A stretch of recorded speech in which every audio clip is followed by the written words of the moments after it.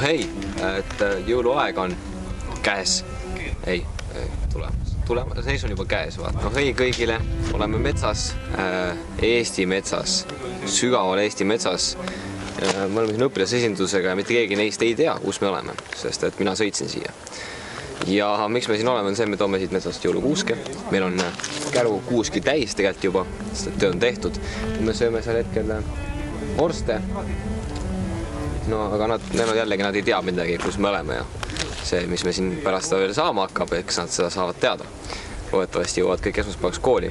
Ja et see, kuidas me siit metsast välja saame, et selle kohta võib öelda ainult ühe väljendi, et looduslik valik teeb oma töö. Aga jaa, kuused leidsime väga ilusad.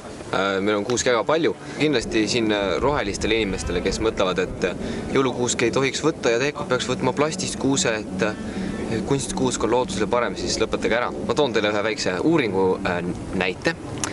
Selleks, et te saaksite oma selle plastkuuse ja kunstkuuse, mis te püsti panete, et see oleks justkui siis tasuks ära ja looduses nii-öelda see süsiniku jalajälg, mille te jätate, oleks 0. Peate seda kuuske, oma kunstkuuske kasutama 30 aastat, sest kui kasutada 30 aastat jõulukuuske, see teeb sama asja välja, mis 30 aastat võtta metsast noor kuusk. Ja sellepärast me võtamegi päris kuuski metsast, mitte kunstkuuski. Ja kuidas me kuuski võtame? Me ei võta tühja platsi pealt, kus on ümberringi on tühjus ja seal keskel kasvab suur kuusk ja võtame selle maha ja mets jääb ilma puudeta. Ei, meil on mitu kuuske kõrvuti ja me võtame keskmise kuuse maha, sest et see kuusk ei saaks nii suureks kasvada, kuna ta on ümbritsetud teistest kuuskedest. Ehk siis lohutuseks kõigile looduskaitsjatele, loodusele me viga ei teinud. Ja me leidsime 2 väga ägedat kuuske, siis see suurem kuusk, mis on aulas ja siis teine 2-meetrine kuusk on meil seal all sissepääsu juures. Ja lisaks me võtsime teiega 3 kuuske, ma parandan seda fakti.